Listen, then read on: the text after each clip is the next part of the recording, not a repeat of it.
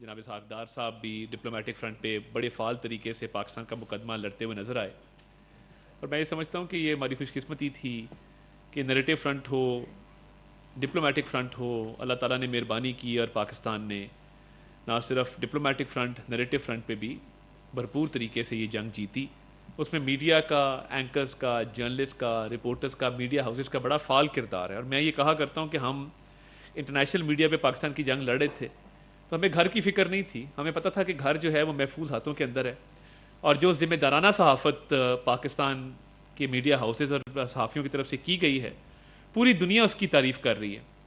اور دوسری طرف آپ دیکھیں کہ جو ایک misinformation campaigns Indian media کی طرف سے چلائی گئی، Indian media is subject of ridicule the world over. یعنی ان کو باقاعدہ ایک مزے کا خیز طریقے سے لیا جا رہا ہے کہ انہوں نے جو ایک تباہی کا منظر پیش کیا اور لاہور میں بندرگاہ بنا دی، جبکہ لاہور آپ کو پتہ ہے کہ لینڈ لاکڈ ہے، لاہور میں تو سمندر نہیں ہے.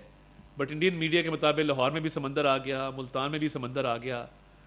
اور ان کے تمام میڈیا ہاؤسز نے، اور باقاعدہ ان کی جو ایک مس انفارمیشن کیمپین تھی وہ دنیا کے عالمی جریدوں نے اس کو کوٹ کیا کہ یہ کس طریقے سے ایک پروپیگنڈا چلایا گیا. تو الحمدللہ ہم نے اس پروپیگنڈا کو بھی اللہ تعالیٰ کے فضل سے بڑے فعال طریقے سے کاؤنٹر کیا. وہ منسٹری آف انفارمیشن ہو، وہ ISPR ہو، وہ ہمارے میڈیا ہاؤسز ہوں. تو ہم یہ سمجھتے ہیں کہ پاکستان نے ایز اے رسپانسبل اسٹیٹ، اور ایک ایسی اسٹیٹ جس کے خلاف ایک اگریشن چل رہا تھا انپرووکڈ، پاکستان نے جس طریقے سے رسپونڈ کیا اس پہ باقاعدہ اب کیس اسٹڈیز جو ہیں وہ دنیا میں جا رہی ہیں. اس جنگ میں آپ نے دیکھا کہ جس طریقے سے فیلڈ مارشل سید عاصم منیر، ان کی لیڈرشپ، اور انہوں نے جس طریقے سے وار اسٹریٹجی کے حوالے سے ایک فعال کردار ادا کرتے ہوئے پاکستان کی عزت وقار کو بلند کیا، یہ اللہ تعالیٰ کی خاص مہربانی ہے. اور ایک بہت اچھی coordination between him and services chiefs, air chief کا جو کردار تھا اور جس طریقے سے ان کے جہاز گرائے گئے، تو یہ ملٹری ایک ڈومیننس، نیریٹو کی ڈومیننس، ڈپلومیسی کی ڈومیننس، اللہ تعالیٰ نے تینوں مارکوں پہ جو ہے وہ پاکستان کو فتح دی. اور مارکہ حق اور آپریشن بنیاد المرصوص ہمیشہ جو یاد رکھا جائے گا تاریخ میں، کہ کس طریقے سے پاکستانی قوم اکٹھی ہوئی اور پاکستانی قوم نے یکجا ہو کے اور یک زبان ہو کے پورے طریقے سے اپنے ملک کے لیے، اپنے ملک کے دفاع کے لیے ایک بہت اہم کردار ادا کیا. تو دوسری طرف میں دیکھ رہا ہوں کہ بھارت کی جو ایک فرسٹریشن ہے، اور اب ان کو کیونکہ بیانیے میں بھی شکست ہو گئی، ڈپلومیٹک فرنٹ پہ بھی شکست ہو گئی، اور ملیٹری بھی ہماری افواج پاکستان نے led by field marshal Syed Asim Munir جو ان کو ماری ہے، اور جس طریقے سے یہ بھارت کو بہت بری شکست کا سامنا کرنا پڑا، تو اب ان کے پاس کوئی بات نہیں ہے کرنے کو. خفت مٹانے کی کوشش کر رہے ہیں، کبھی ایک بہانہ کبھی دوسرا بہانہ. اور آپ دیکھیں گے کہ ان کے جلسوں کے اندر لوگوں کی تعداد کم ہے مگر پروپیگنڈا پھیلانے کی کوشش کر رہے ہیں. اب ان کے اپنے لوگ نہیں سن رہے، سوال کر رہے ہیں ان سے. تو یہ پاکستان کی فتح تھی الحمدللہ، افواج پاکستان کی فتح تھی، پاکستان کی قوم کی، عوام کی فتح تھی. مگر یہ جو دہشت گردی ہے، اس حوالے سے میں ضرور بات کرنا چاہتا ہوں کہ دہشت گردی پاکستان کے اندر اور باقی ممالک کے اندر جو بھارتی سپانسر دہشت گردی ہے، بھارت نے دہشت گردی کو باقاعدہ اپنی فارن پالیسی کا ایک اہم جز بنایا ہے.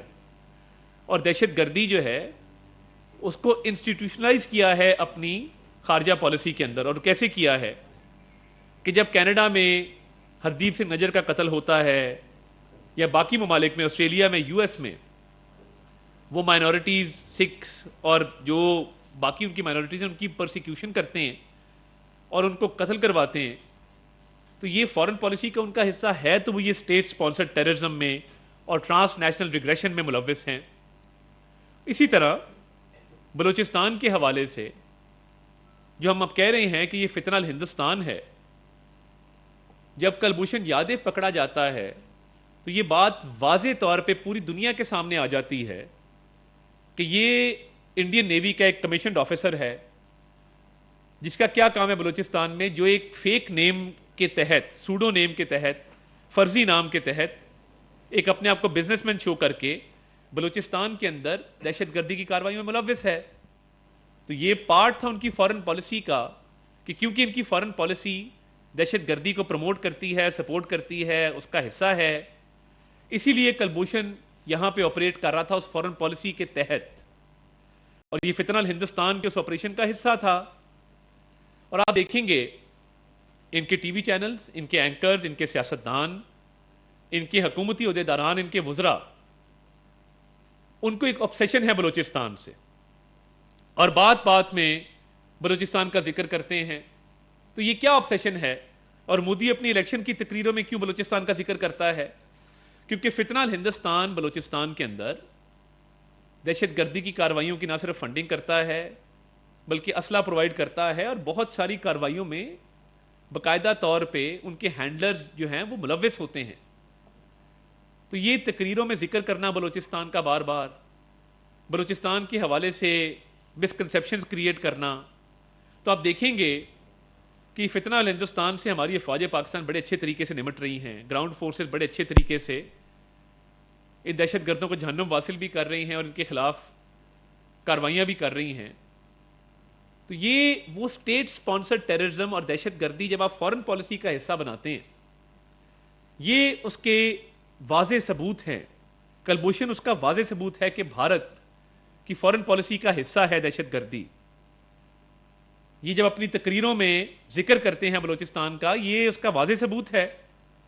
اور دیکھیے یہ ان کی ایک تاریخ ہے، جب 1971 کی بات آتی ہے تو مودی کی اپنی تقریر ہے کہ مکتی بائنی کو انہوں نے سپورٹ کیا تھا، اور یہ ہمیشہ پراکسیز کے تھرو اپنی جنگیں لڑتے ہیں۔ تو یہ جو پراکسی وار چل رہی ہے اور فتنہ الہندوستان بلوچستان کو ڈی سٹیبلائز کرنا چاہتا ہے، یہ کبھی ان کا خواب پورا نہیں ہوگا انشاءاللہ تعالی۔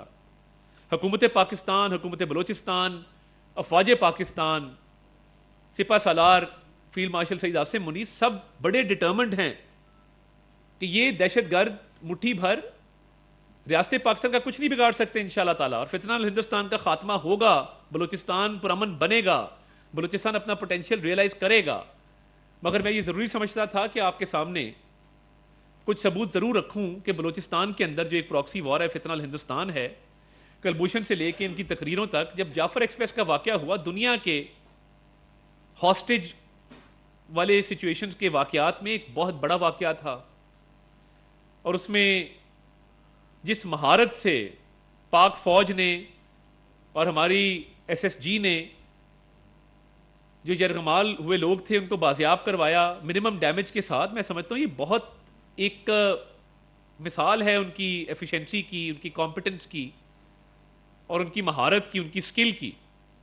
تو کیا وجہ ہے کہ بھارتی ٹی وی چینلز پہ فتنہ الہندوستان کے جو دہشت گرد ہیں ان کے انٹرویو آ رہے تھے، جو رسپانسبل ہیں، ذمہ دار ہیں جعفر ایکسپریس واقعے کے، وہ لائیو ٹی وی پہ بیٹھ کے انٹرویوز دے رہے تھے ماسک پہنے ہوئے۔ اتنی ہمت تھی تو ماسک اتارتے، اور وہ فوٹیج جس میں وہ ٹرین کی پٹری کو اڑتے ہوئے دکھایا گیا ہے وہ پاکستان میں اویلیبل نہیں تھی مگر انڈیا میں پہلے ایئر ہو گئی۔ یہ ساری چیزیں ثابت کرتی ہیں کہ بلوچستان میں بھارت نے دہشت گردی کے واقعات میں جو ان کا ایک کردار ہے اور وہ جو کروا رہے ہیں اور وہ ذمہ دار ہیں اس چیز کے، تو یہ دہشت گردی فارن پالیسی کا حصہ ہے، اور وہ پوری دنیا میں اسے واقعات کرتے ہیں اور مورد الزام دوسروں کو ٹھہراتے ہیں بغیر ثبوت کے، اور دوسرا کوئی کہے کہ انویسٹیگیشن کرا لو تو بھاگ جاتے ہیں۔ تو یہ ان کی ایک پالیسی ہے باقاعدہ طور پہ، اور جعفر ایکسپریس کا پوری دنیا نے دیکھا کہ بھارت اس پہ بیانیہ بلڈ کر رہا تھا، جشن منایا جا رہا تھا اس پہ۔ تو یہ جو دہشت گردی کی ان کی پالیسی ہے یہ نہیں چلے گی، اور فتنہ الہندوستان کا بلوچستان سے انشاءاللہ تعالی خاتمہ ضرور ہوگا۔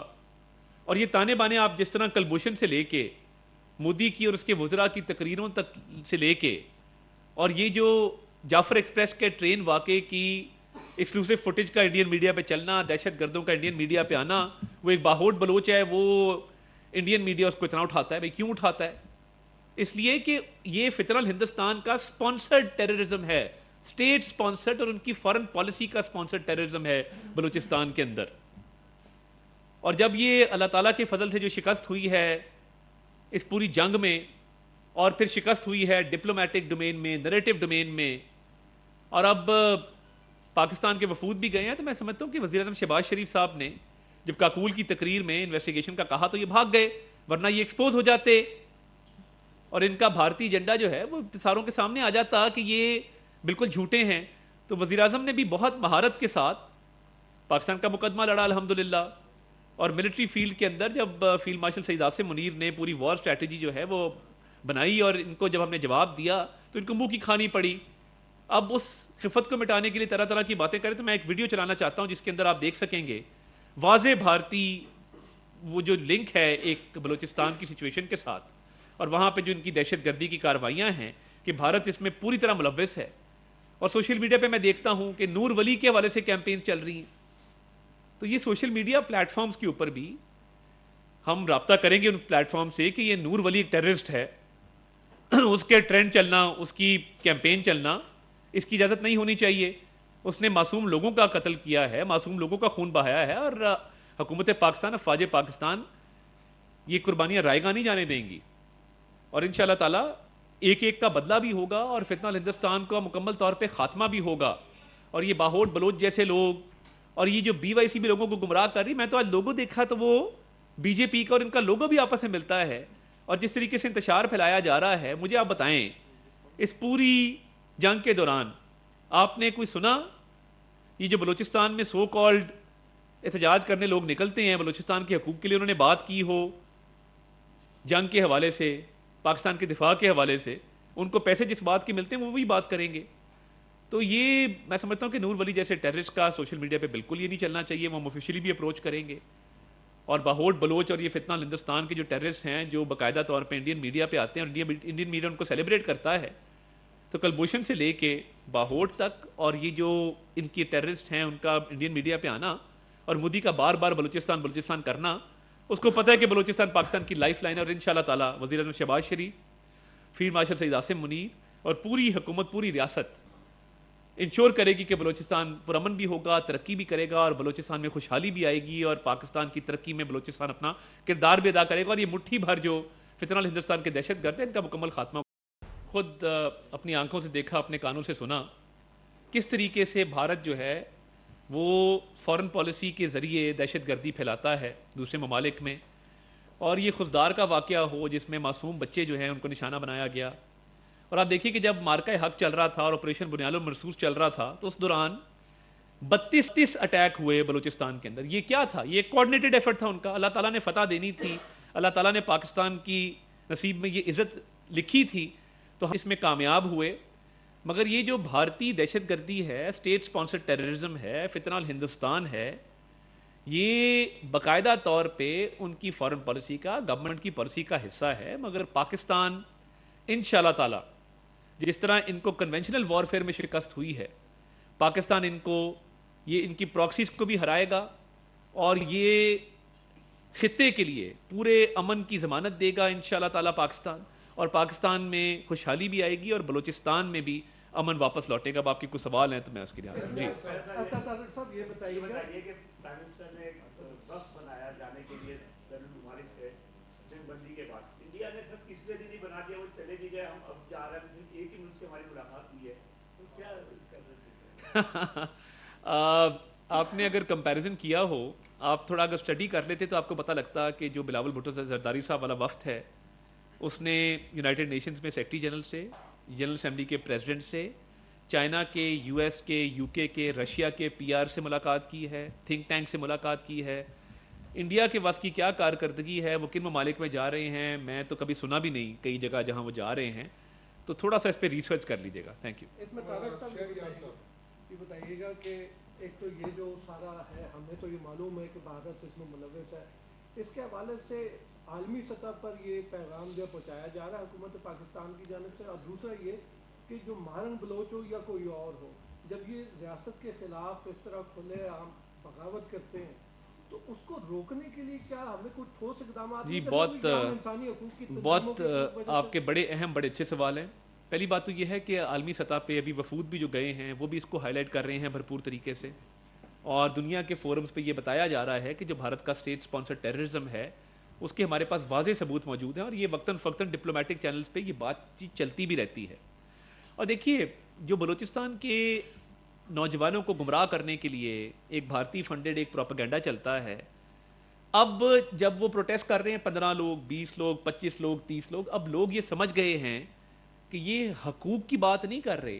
حقوق کی بات تو وہ کرے گا جو مائنز اینڈ منرلز کی بات کرے گا، حقوق کی بات تو وہ کرے گا جو ڈیولپمنٹ بجٹ کی بات کرے گا، جو میرٹ لے کے آئے گا، جو ٹرانسپیرنسی لے کے آئے گا۔ اور بلوچستان کے چیف منسٹر سرفراز بگٹی صاحب بہت اچھا کام کر رہے ہیں، اب پاک فوج وہاں پہ بہت اچھا کام کر رہی ہے، فیڈرل گورنمنٹ کا پورا اس کے ساتھ ایک لیزوں ہے۔ پرائم منسٹر نے کہا کہ بلوچستان کا بجٹ جو ہے وہ آپ کے سامنے انہوں نے اناؤنس کیا کہ فیڈرل گورنمنٹ پورا اس میں سپورٹ بھی دے رہی ہے۔ N25 وہ ایک ہائی وے ہے، وہ فیڈرل گورنمنٹ بنا رہی ہے۔ تو لوگ یہ سمجھ رہے ہیں، اور میں یہ سمجھتا ہوں کہ یہ BYC اور یہ جو اس طرح کے لوگ ہیں جو ایک گمراہ کن پروپیگنڈا چلا رہے ہیں، یہ بالکل کامیاب نہیں ہوگا، اور حکومت اس حوالے سے پوری طرح نظر رکھے ہوئے۔